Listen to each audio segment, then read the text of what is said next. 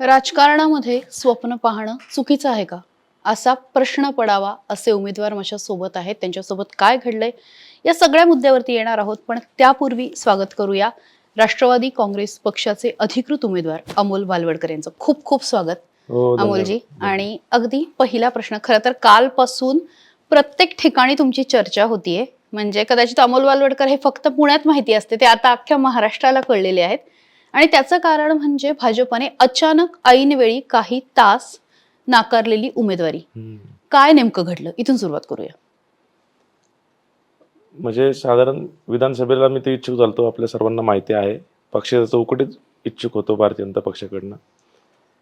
आणि तेव्हा मी माननीय देवेंद्रजींच्या मध्यस्थीमध्ये चंद्रकांत दादांसाठी माघार घेतली आणि विषय संपला. दुसऱ्या दिवशी चंद्रकांत दादा घरी आले आणि मी दुसऱ्या दिवसापासून कामाला लागलो. चंद्रकांत दादा निवडून आले. हम्म.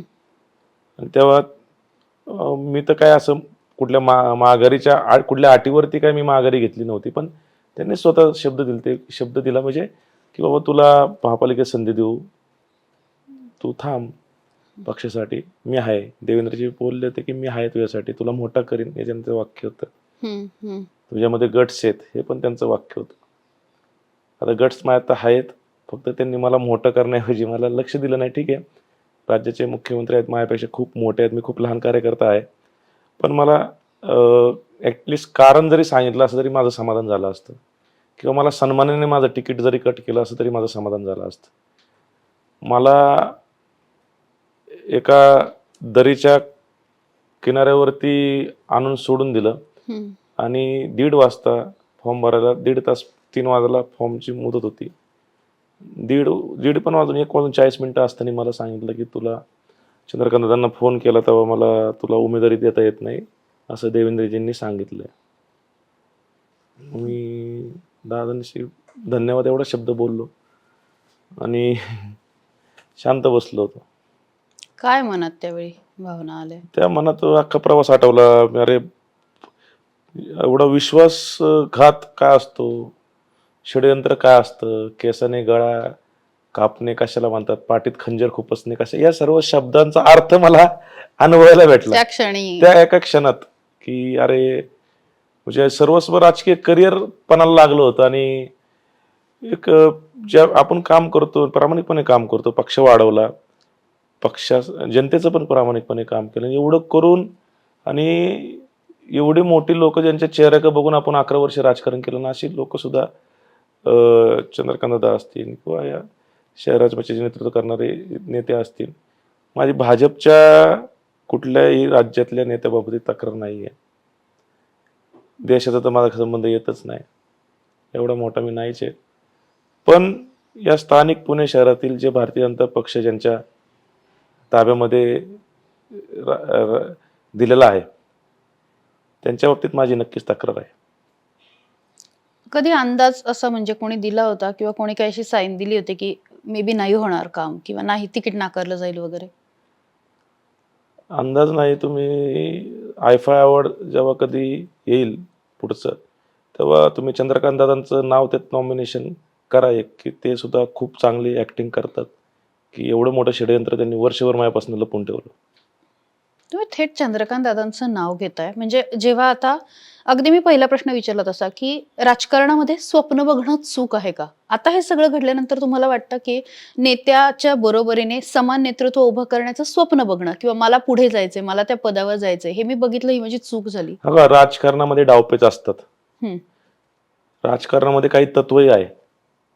अनेक घडामोडी बघतो आपण या मागील 5-7 वर्षामध्ये या राज्यातलं राजकारण आपण पाहिलंय.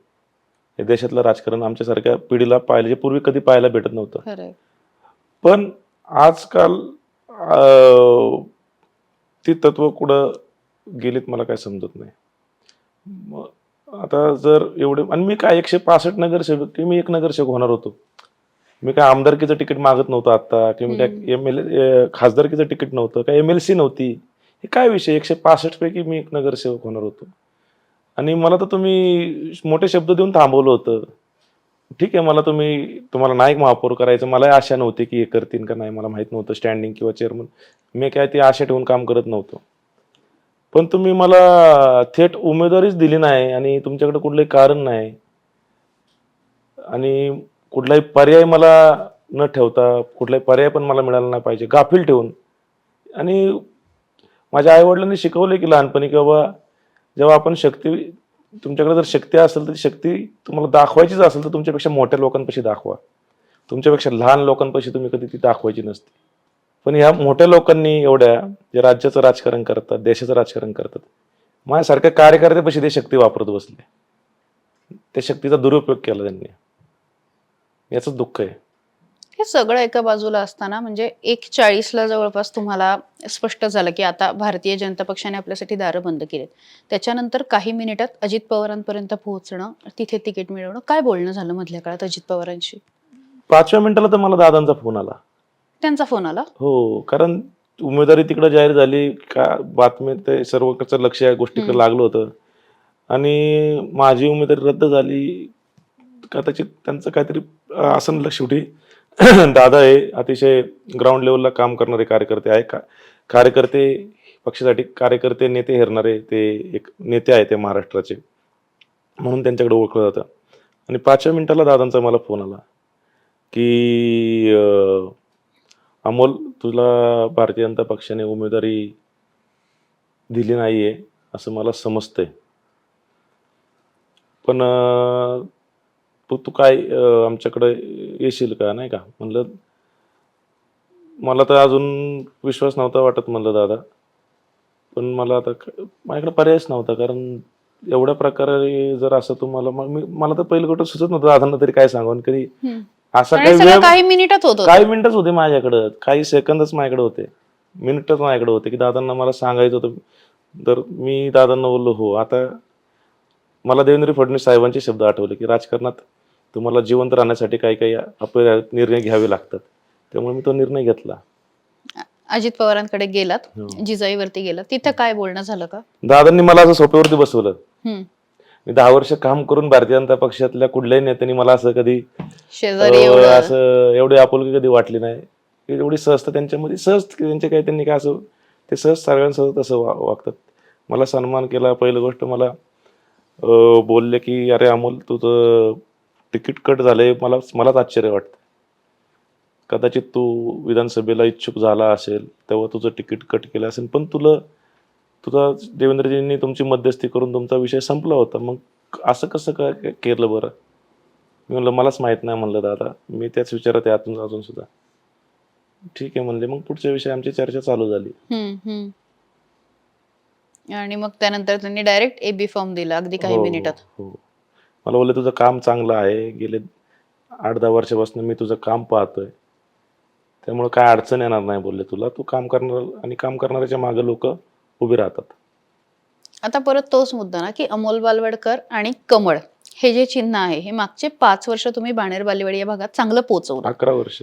11 वर्ष तुमच्या प्रत्येक पोस्टरवरती प्रत्येक ठिकाणी तो उल्लेख असायचा, चिन्ह असायचं, अर्थात पक्षाचं चिन्ह होतं. आणि त्याच्यानंतर आता घड्याळ घेऊन लोकांपर्यंत पोहोचणं किती तुम्हाला फरक वाटतो? किती सोपं आहे, अवघड आहे, काय आहे? पोहोचलोय मी ऑलरेडी. घराघरात नाही मी मनामध्ये पोहोचलोय. आता कमळपर्यंत घेऊन मीच पोहोचलो होतो आणि घड्याळ तर मी आता जायच्या आधीच पोहोचले की अमोल भाई आता घड्याळ घेऊन आलेत. त्यामुळे कमळ पण मलाच मतदान करणार आहे आणि घड्याळ पण मलाच मतदान करणार ही गोष्ट लक्षात ठेवा. भाजपला त्यांच्या निर्णयाचा पश्चाताप होऊ शकतो असं वाटतंय? आता 16 तारखेला ते पश्चाताप त्यांना ऑलरेडी झालेला आहे. ते आता व्यक्त करू शकत नाही. त्यांना पश्चाताप झालेला आहे. पण मग परत ना तोच मुद्दा की एखाद्याने पुढे जाण्याचं स्वप्न बघणं आणि अशा वेळी मोठ्या नेत्याने ते व्यक्तीचं करिअर. मी तेच सांगतो की स्पर्धा असती राजकारणात. माणूस प्रत्येक जण पुढे जाण्यासाठी प्रत्येकाला महत्वाकांक्षा असते. नगरसेवक वाटतं आमदार हो, नगरसेवक वाटतं महापौर हो, स्टँडिंग हो, पुढे आमदार हो, खासदार हो, मंत्री हो, कॅबिनेट मंत्री हो. ही महत्वाकांक्षा असती, स्पर्धा असतीच ना. त्याच्यामध्ये काय एखादं जर स्पर्धा माझ्या जागेवरती जर कोणी नगरसेवक उमेदवारी मागत असेल तर त्याच्याबाबत मला द्वेष किंवा त्याचं बाबतीत राग येण्याचं कारण नाही. ते प्रत्येकाला आहे आणि स्पर्धा असावीच. मी तर त्या मतात. त्याशिवाय तुम्ही खरा कार्यकर्ता पुढे येऊ शकत नाही. स्पर्धा संपली तर कोण कामं करणार लोकांची? कशाला कामं करतील? जे काही लोक आज कामं करतात एकमेकांच्या स्पर्धेमुळेच कामं करतात. लोकांचे प्रश्न सोडण्याची स्पर्धा राहिली पाहिजे. इथं आता भारतीय जनता पक्षामध्ये चाटोगिरीची स्पर्धा आहे. कोण जास्त नेत्यांच्या पुढं पुढं करतंय. स्थानिक नेतृत्वाच्या बाबतीत बोलतोय मी. माझं जे काय बोलणं हे पुणे शहरातल्या भारतीय जनता पक्ष ज्यांच्या दावणीला बांधलाय वरच्या नेतृत्वाने, मी भारतीय आणि ज्या लोकांवरती अन्याय झालाय भारतीय जनता पक्षाच्या, मी त्यांच्या वतीने बोलणारा कार्यकर्ता. कदाचित त्यांना बोलता येत नाही. अनेक जणांनी मला फोन केले. मी त्याच प्रश्नाकडे येणार होते की म्हणजे आता तुमचं जसं तिकीट कापलं तसं 40 पेक्षा जास्त जे 2017ला निवडून आले होते त्या माजी नगरसेवकांना भाजपने संधी दिली नाही, जे काही त्यांचे मुद्दे असतील ते विचार करून. पण त्यातल्या काहींचे फोन वगैरे झाले का की अमोल तू लढतोयस किंवा तू बोलतोयस तर आमचं पण हेच मत आहे? मी त्यांचाच आवाज आहे. मी महाराष्ट्रात त्यांचं इथलं नाही तर मी महाराष्ट्रात ज्या कार्यकर्त्यांसोबत असेल. अहो आज तुम्ही सांगा, 2017ला निवडणुका झाल्यात महानगरपालिकेच्या या राज्यातल्या बऱ्याच ठिकाणच्या. तेव्हापासून आजपर्यंत निवडणुका नाही झाल्या. मी नगरसेवक झालो 2017ला. त्यासाठी मी संघर्ष केला राष्ट्रवादी सोबतच 3-4 वर्ष. तिथं कमळ फुलत नव्हतं. बरोबर आहे. बरोबर.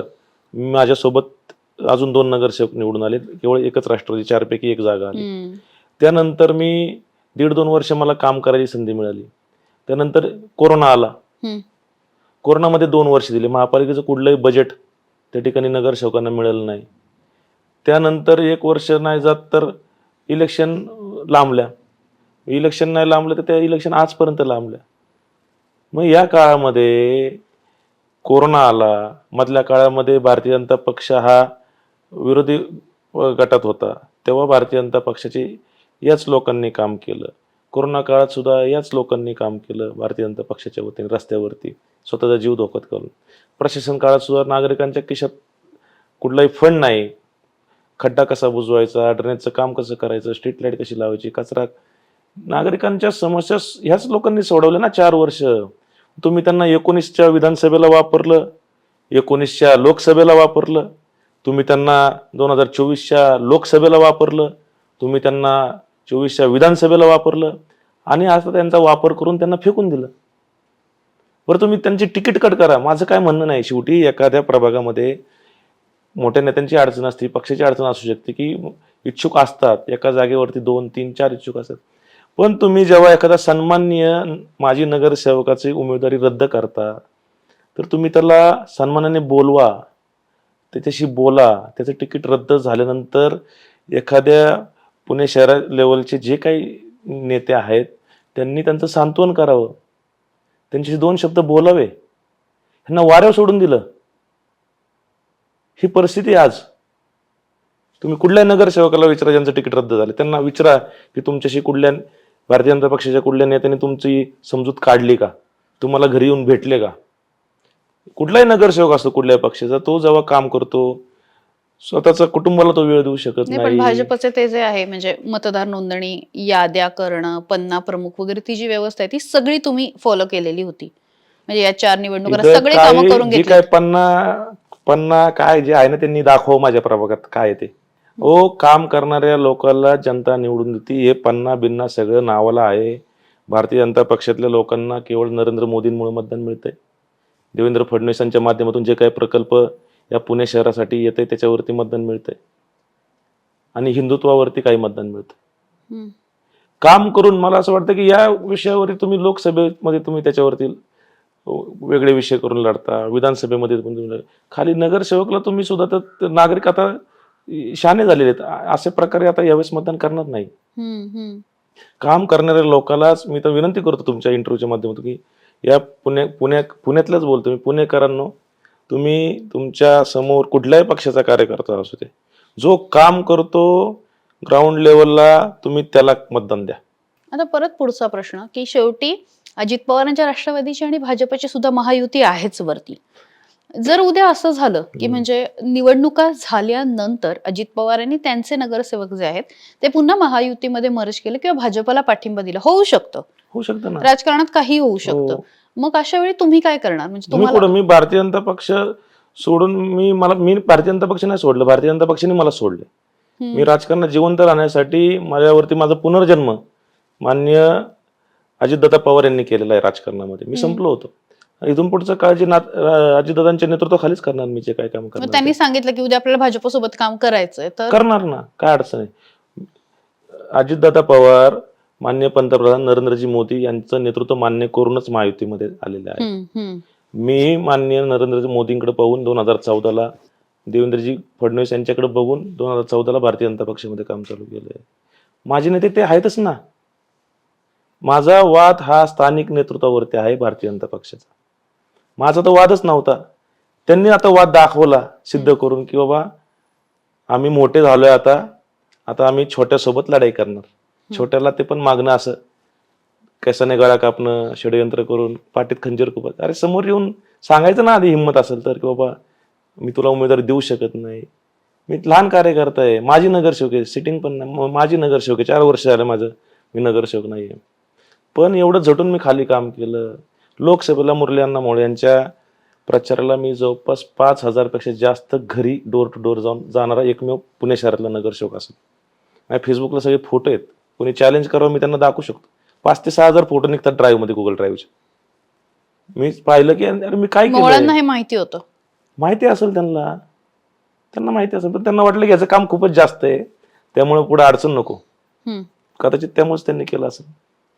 पण मग परत मुद्दा हा आहे ना की आता हे बघा, ही तर निवडणूक होईल, पण परत 29 येणारच आहे. म्हणजे आज ना उद्या मी परत 29च वाट पाहतोय. नगरसेवक माझ्यासाठी काय नाही, जनता आता माझ्या बाबतीत मला निवडून देणारच आहे. खरी निवडणूक 29लाच कळणार आहे. मी आता राष्ट्रवादी पक्षाचा आवाज आहे. या पुणे शहरामध्ये माननीय अजितदादा पवार हम्म, यांचं नेतृत्व कसं सक्षम आहे, कसं खरं आहे, कसं कार्यकर्त्याला न्याय देणारं हे नेतृत्व आहे. आणि एक खोटं नेतृत्व जे पुण्याला आहेत, केवळ ते भारतीय जनता पक्षाला राज्यातून आणि केंद्रातून ताकद मिळाली म्हणून इथं काही पण करायला लागलेत, काही पण उलटे पालटे उद्योग करायला लागलेत. आज मला काल आठवण आली मान्य स्वर्गीय गिरीश भाऊ बापट यांची. मी म्हणणारच होते की तुम्ही फेसबुकला तो फोटो शेअर केलाय. मी तो फोटोही म्हणजे आपण ऑडियन्सला दाखवूया की खांद्यावरती मला वाटतं बापट साहेबांचा तुमच्या हात आहे आणि तुम्ही म्हणालात की आज तुमची आठवण येते. काय म्हणजे त्यावेळी मनात होतं, काय फील करत होते? शेवटी हा एक मी ज्यांच्याकडे पाहून मी 10 वर्षापूर्वी 11 वर्षापूर्वी लहान असेल, आता वय माझं 39 आहे. हम्म, माझं वय तेव्हा 29 होतं आणि मी भारतीय जनता पक्षामध्ये काम चालू केलं. 50,000 मी 2014ला 50,000 भारतीय जनता पक्षाचे सदस्य केले. मी काय आमदार नव्हतो, नगरसेवक पण नव्हतो. मला सत्कार केला. दानवे साहेब तेव्हा प्रदेशाध्यक्ष होते, मेधाताई आमदार होत्या, बापट साहेब पालकमंत्री होते. आणि त्यानंतर बापट साहेबांशी माझा संपर्क आला. बापट साहेबांची काम करण्याची पद्धत, बोलण्याची पद्धत एकदम ग्राउंड लेवलला, म्हणजे कुठलाही बडजावा नाही. सांगायचे तुम्ही आहे ना, नागरिक तुमच्याकडे बारीक नजरेने पाहत असतो. तुम्ही चालताय कसे, तुम्ही उठताय कसे, तुम्ही काय कपडे घातलेत, तुम्ही बोलताय कसे लोकांशी. त्यामुळं समाजामध्ये वावरताना अमोल जनतेला प्राधान्य देऊन काम करायचं. पहिलं गरिबाचं काम करायचं. जो गरीब आहे त्याला पहिलं प्राधान्य द्यायचं. सर्वसामान्य नागरिकांचे छोटे छोटे प्रश्न असतात म्हणले, त्यांचे काय मोठे तुमच्याकडून, त्यांना तुम्ही नीट तरी ॲटलिस्ट तुमच्या समस्या तुम्ही सोडू शकत नाही, तर ॲटलिस्ट त्यांना त्यांच्या समस्या ऐकून घेण्या इतका वेळ तरी त्यांना द्यायचा. तेव्हा तुम्ही तुमच्यावरती राजकारणात कुठलंही संकट आलं तर तुम्हाला कोण हरू शकत नाही. आज मला तो त्यांचे शब्द आठवला आणि आज बापट साहेबांचा मी शब्द खरा करून दाखवणार. उमेदवारी कापली आणि हे सगळं जेव्हा झालं, हे सगळं राजकीय घडामोडी, लोक येऊन भेटत होते का, मेसेज करत होते का, काय प्रभागात रिॲक्शन होती? महापूर आला माझ्या घरी लोकांचा. मला असं वाटलं 2017 निवडून आलो तेव्हा एवढी लोक नव्हती आली, तेवढी लोक माझ्या ऑफिसला होती. बर बर. तेवढी लोक माझ्या ऑफिसला होती पुष्पगुच्छ घेऊन. राष्ट्रवादीची पण लोक आली, भाजपची पण लोक आली. म्हणजे आयुष्यात आम्ही कधी या ठिकाणी राष्ट्रवादीला काही काही लोक असं म्हणते आम्ही राष्ट्रवादीला मतदान केलं नाही, आम्ही भाजपचे आहेत, कट्टर भाजपचे, पण पहिल्यांदा आता आम्ही राष्ट्रवादीला मतदान करणार तुमच्या माध्यमातून. मी म्हणलं अहो का तुम्ही याच अशाच विषयामुळं चांगली काम करणारे लोक मागं राहतात. मी त्यांना सांगितलं तुम्ही कुठल्याही प्रकारची निवडणूक असू द्या, कुठल्याही पक्षाची असू, जो काम करणारा नेता आहे, जो काम करणारा कार्यकर्ता आहे, त्याला तुम्ही बघून मतदान करा. हे सगळं राजकारण सुरूच राहणार आहे. राजकारण राजकारणाच्या जागी आहे, पण आपण कामांबद्दल सुद्धा बोललं पाहिजे. कारण शहरामध्ये स्थायी समिती किंवा 2-4 समिती चर्चेत असतात, पण शहर सुधारणासारखी अतिशय महत्वाची समिती आणि त्याच्या अध्यक्षपदी काम केलेलं आहे. त्या काळातलं काम कसं होतं त्याच्याबद्दल थोडंसं जाणून घ्यायला आवडेल. शहर सुधारणा समिती पदी माझी माननीय गिरीशजी बापट साहेबांनी त्यावेळेस नियुक्ती केली होती. लोकसभेची निवडणूक मला वाटते होऊन गेली ती 2019ची. 2019 मध्येच मला त्या ठिकाणी ती जबाबदारी मिळाली आणि मी त्या ठिकाणी चांगलं काम केलं. हम्म. जवळपास जे कोविड हॉस्पिटल तुम्हाला सांगतो, आता त्या पुणे शहराचं जे कोविड हॉस्पिटल होतं, एक तर शिवाजीनगरला एक होतं त्या COEP ग्राउंडला, च्या ग्राउंडला COEP आणि एक होतं बानेरला, बरोबर. जे बिल्डिंग आहे ती. हो हो हो. तेव्हा मला जेव्हा शहर सुधारणा समितीचा अध्यक्ष केलं, तेव्हा ती बिल्डिंग कम्प्लिशनला येत होती आणि ती बिल्डिंग हॉस्पिटल म्हणून नव्हती. तर ते एक सावरकर भवन कसं आहे अच्छा तशी अच्छा. कमर्शियल बिल्डिंग म्हणून बर. त्याचं काम चालू होतं. तर तिथला जो डेव्हलपर आहे त्यांना कंडिशन होती की तुम्ही महानगरपालिकेला एक अशी बिल्डिंग बांधून द्या जी महानगरपालिका कोणाला भाड्याने देईल, रेंटने देईल आणि एखाद्या ऑफिसेस असे तिथं बनतील आणि एक रेव्हेन्यू महानगरपालिकेला उत्पन्न जनरेट निर्माण होईल. होईल. तेव्हा ही गोष्ट माझ्या लक्षात आली. तेव्हा माझ्याकडे रोज लोक हॉस्पिटल किंवा याच्यासाठी लोक येत असतात. तर मी पहिला तो बदल केला की बाबा ही बिल्डिंग व्यापारी नाही बनणार, ही तर हॉस्पिटल बनणार. मी महानगरपालिकेमध्ये ठराव दिला, त्या विकासकाशी बोललो. ते म्हणले काय हरकत नाही, चांगलं काम आहे, तशी पण आम्हाला महापालिकेला हँडल करायचे आहे. मग त्याप्रमाणे तिथल्या लिफ्टचं साईज, चेंज ऑफ यूज, त्याचं बांधकाम परवाने त्या सर्व चेंज केलं. महानगरपालिकेमध्ये मुख्य सभेमध्ये ठराव केला की या ठिकाणी या वास्तूचं रूपांतर एका चांगल्या हॉस्पिटलमध्ये व्हावं आणि ही वास्तू कुठल्याही एका चांगली संस्थेला द्यावी की जी तिथं लोकांसाठी काम करेल, नाममात्र पैशात किंवा 50% लोकांना फ्री उपचार, जे काय कंडिशन ते महानगरपालिकेचे अधिकारी ठरवतील. आणि तो निर्णय मान्य झाला आणि त्या ठिकाणी ते हॉस्पिटल उभं राहिलं. त्याचं सर्व काम पूर्ण झालं. हजारो लोकांना त्याचा उपयोग झाला. खरंय. आणि ते प्रस्तावानंतर आम्ही शोधत होतो कुठली तरी संस्था भेटते का आणि त्याच काळात कोरोना आला आणि मी सुचवलं की बाबा या ठिकाणी एक हॉस्पिटल आपलं त्यासाठी आहे. मग CSR काही व्यावसायिक पण पुढे आले पुण्याचे आणि CSR त्यावेळेस यांचं अजितदादा मला वाटतंय की तेव्हा उपमुख्यमंत्री पालकमंत्री होते आणि तेव्हा ते हॉस्पिटल उदयास आले. त्या हॉस्पिटल या पुणे जिल्ह्यातल्या अनेक लोकांना उपचार झाले. तर समाधान वाटलं, अरे चला आपल्या माध्यमातून एक आपण आज दूरदृष्टी आहे. तशीच एक शाळा आहे आमच्या इथं जी तिचं काम अपूर्ण होतं, तिला वेळोवेळी निधी दिला.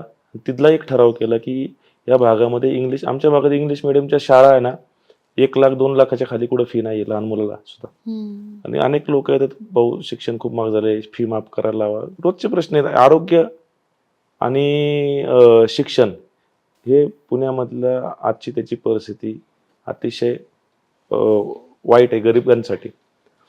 तर म्हणलं की ही शाळा जर झाली तर अनेक लोकांना शिक्षण भेटेल. मी तो ठराव महानगरपालिकेमध्ये पास करून घेतला की ही इमारतमध्ये एखादी इंग्लिश मिडियम कुठल्याही संस्थेला, कारण महापालिकेकडे ती व्यवस्था नाही इंग्लिश माध्यमिक शिकवायची, एखाद्या असं कुठल्याही शिक्षण द्या की तिथं 50% विद्यार्थी फ्रीमध्ये शिकतील चांगल्या क्वालिटीचा.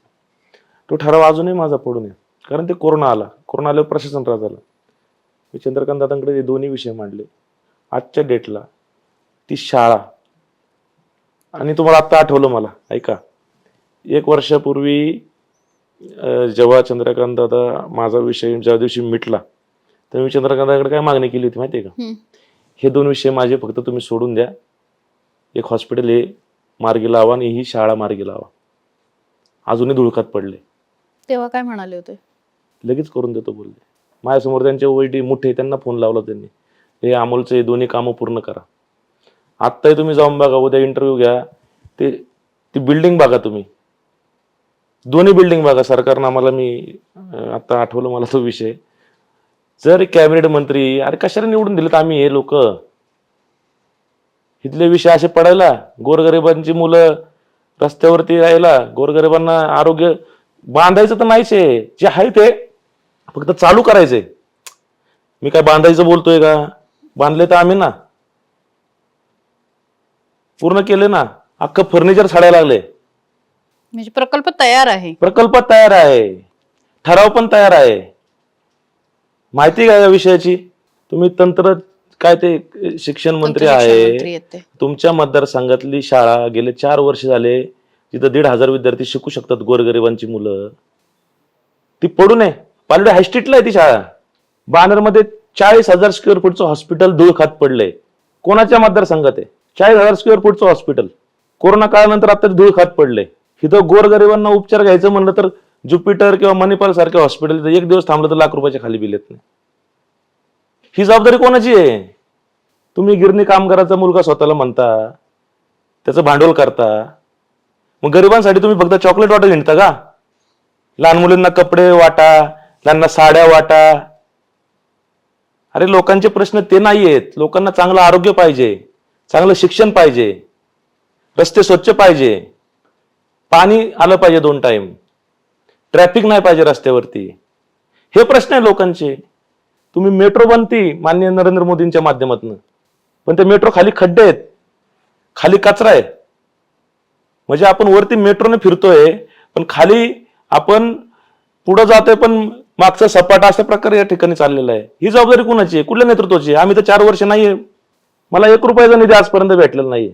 हे सगळं तुम्ही म्हणता की ही सगळी कामं आहे, पण याच काळात तुम्हीही प्रभागामध्ये अनेक कामं केली. म्हणजे मी आता माझ्या कामावरती येतो. या बाणेरवाडी भागामध्ये 2014-15ला पाण्याचा अतिशय गंभीर प्रश्न होता. मी कार्यकर्ता होतो. त्यावेळी मी सर्व नागरिकांना एकत्र केलं, महानगरपालिकेच्या विरोधात आंदोलन केलं की बाबा इथं पाणी नाही, तुम्ही पाणी द्या.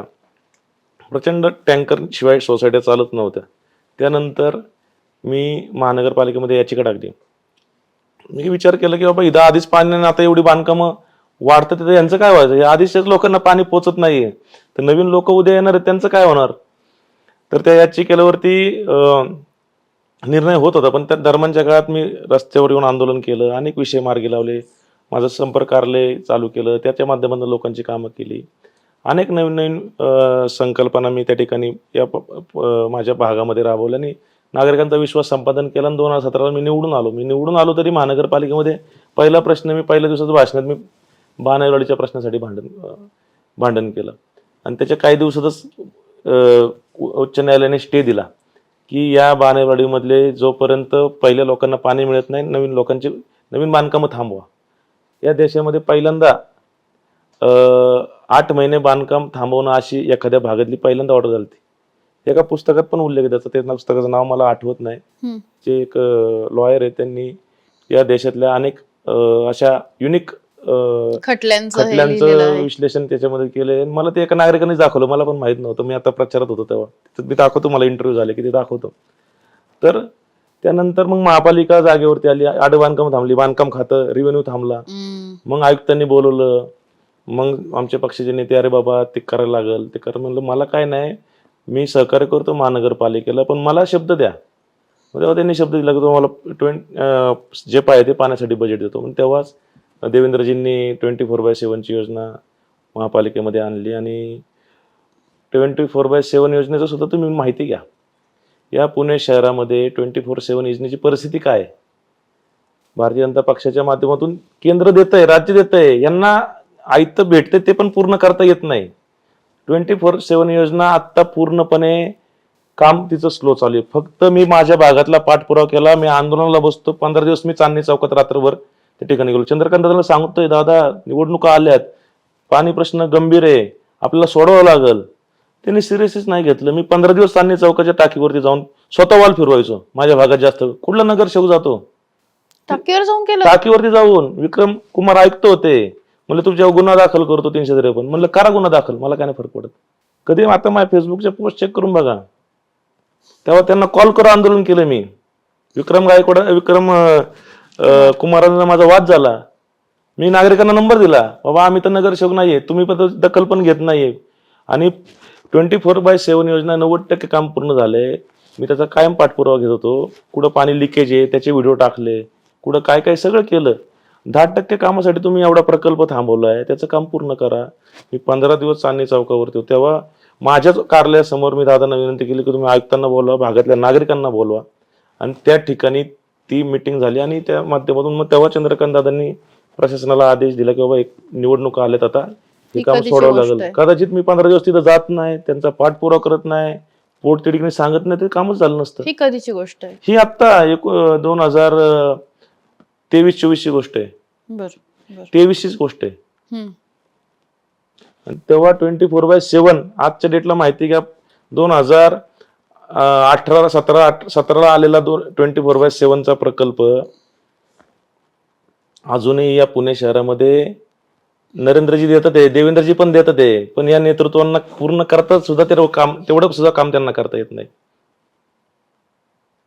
फक्त माझ्या प्रभागात आज मला समाधान आहे, तो प्रकल्प पूर्ण झाला तेव्हा देवेंद्रजी फडणवीस साहेबांना त्या ठिकाणी त्यांनी आले आणि त्याचं भूमिपूजन केलं आणि आमच्या प्रभागामध्ये 24/7 हा केवळ मी पाठपुरावा केला आणि देवेंद्रजींनी त्या ठिकाणी आणि तिथे संकल्पना आणली 24/7, त्यामुळे तिथं पाण्यात चालू आहे.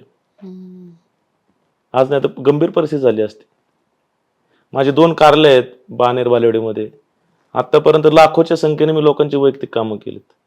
आमच्या भागातले कुठल्या पण 90% लोकांचे आधार कार्ड माझ्या ऑफिसमधून निघलेत, पॅन कार्ड माझ्या ऑफिसमधून निघलेत, जे काय दाखले लागतात ते माझ्या ऑफिसमधून मिळतात.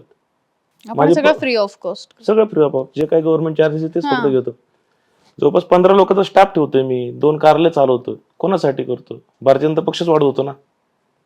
वरती मोदीजींचाच फोटो आहे, देवेंद्रजींचाच फोटो आहे, पक्षाचे आमचे सर्व या शहराचे न काम करणारे नेते आहेत, हा, त्यांचेच फोटो आहेत वरती. काय केलं मी, असं काय चूक केली? मग जास्त काम कदाचित डोळ्यात खुपलं, माझी महत्वाकांक्षा यांच्या डोळ्यात खुपली. मग राजकारण त्यासाठी चालू ना, मी काम करण्यासाठीच. मग काम पण नाही करायचं का? काही चापलुसी मी करू शकत नाही, सन्मानाने मी काय पाहिजे ते करू शकतो. तेवढा वेळ पण नाही ना, आम्ही जनतेत जाऊन काम करतो, या गोष्टी करायला वेळ तरी कोणाला आहे? पण म्हणजे या 2024चा जो इन्सिडेन्स झाला, म्हणजे त्याच्यानंतर विधानसभा झाल्या, विधानसभेनंतर कोथरूडमध्ये भाजपचं कमळ फुललं, त्याच्यानंतर संबंधित आमदार म्हणजे अगदी चंद्रकांत पाटील हे तुमच्या भागात आले होते का? काही कार्यक्रम तुम्ही ऑर्गनाईज केले होते का? आले त्याला होते होते माझ्या का? कार्यक्रमाला, आले ना. कौतुक केलं का तुमचं? कौतुक केलं ना. मी म्हणून तर मग अशी म्हणलं ना, IF दिलं तर पाहिजे त्यांना.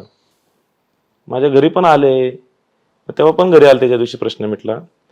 मध्ये कार्यक्रमाला आले ना, माझ्या दिवाळीच्या कार्यक्रमाला आले, माझ्या सभेला आले. आत्ताच्या दिवाळीच्या? आत्ताच्या 15,000 कुटुंब ना दिवाळी दिली मी. दानवे साहेब आले होते कार्यक्रम. मला जाणून दिलं नाही काय करणार त्याच्यासोबत.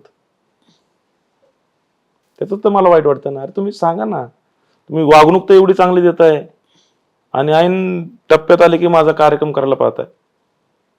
हे सर्व जनतेला कळलंय ऍक्च्युली, कारण मागच्या वर्षीचा विषय सुद्धा सर्व लोकांना माहिती होता. त्यामुळे मागच्या वर्षीचा विषय आणि आत्ताचा विषय हे डबल इम्पॅक्ट झालेला आहे. माझं काम प्रत्येक घरामध्ये, प्रत्येक माणसं. आता 4 वर्षापासून मी ट्रॅफिक वॉर्डन ठेवलेत माझ्या भागामध्ये. तुम्ही ठेवलेत म्हणजे? मला काय गरज आहे? निवडणूक तर आत्ता आली, 4 वर्षापासून, कारण मागल्या काळामध्ये लोकसंख्या भागात वाढली, लोकल ट्रॅफिक वाढलंय. अंतर्गत भाग, तुम्ही राधा चौक असेल, कळमकर चौक असेल, त्या ठिकाणी कपिल मल्हार, ज्युपिटर, बालेवाडीमध्ये चाकणकर मळा, तिथला गणपती मंदिर चौक, या ठिकाणी किया शोरूम, बिटवायचे तिथला, जवळपास 25 वॉर्डन मी स्वतःच्या खर्चाने ठेवलेले 4 वर्षापासून. लोकांचं मौल्यवान ठीक आहे 50%, 40%, कारण ट्रॅफिक जाम व्हायचं आतमध्ये. आमच्या आमदारांना सांगितलं, चंद्रकांत दादांना, तर सोपं काम आहे ना, तुम्ही ट्रॅफिकच्या DCPला बोला, बाबा इथं वॉर्डन ठेवा, पालिका त्याचे बजेट द्या, तुमच्याकडे बजेट, कॅबिनेट मंत्री तुम्ही ते पण करू शकत नाही. आज 4 वर्ष आले माझे ट्रॅफिक वॉर्डन आहेत. ट्रॅफिक आणि काय गरज आहे मला स्वतःचा पैसा खर्च करण्याची? मी काय एवढा मोठ्या गडगंज फॅमिलीतनं नाही जन्माला आलो, पण आम्हाला करायचं बाबा, जनतेसाठी करायचं, आपल्याला परत निवडून यायचंय. निवडणूक याचा गैरफायदा घेतात नाही लोक. आज मिशन निर्मल सारखी मी संकल्पना आणली. मिशन निर्मल, तेव्हा निवडणूक पण कधी होणार माहित नव्हती. नागरिकांच्या एवढ्या समस्या आल्या की कचरा, तेव्हा मी म्हणलं अरे प्रशासनाला सांगून उपयोग नाही, प्रशासन डिम्म झालंय, 4 वर्ष आले, निवडणुका झाल्या नाही, काय करतात काय माहित नाही. जाऊ दे, त्यापेक्षा आपणच काहीतरी करू. जसं ट्रॅफिक आपण सोडवतोय, आपणच कचरा साफ करू. 30 लोक निवडली, 30 लोक कर्मचारी अपॉइंट केले, त्यांना ट्रेनिंग दिलं, एक गाडी त्यांना ने-आण करण्यासाठी बनवली. गेल्या 100 दिवस, आता 100 पण दिवस झाले, 100 दिवसामध्ये 100 किलोमीटर एरिया डीप क्लीन साफ केला. म्हणजे गवत असेल ते सुद्धा कापले, फांद्या असेल त्या पण तोडल्यात, कचरा असेल तो पण उचललाय. अजून काय करायचं आहे जनतेसाठी? पाणी द्यायचं, ट्रॅफिक सोडवायचं, कचरा उचलायचा. गोरगरीब 15,000 कुटुंबांची त्यांची दिवाळी करायची. 10 वर्ष झाले मी करतोय. अजून काय करायचं या पक्षासाठी, या पक्षाच्या माध्यमातून? यांच्या निवडणुकीला यांना लीड द्यायचं.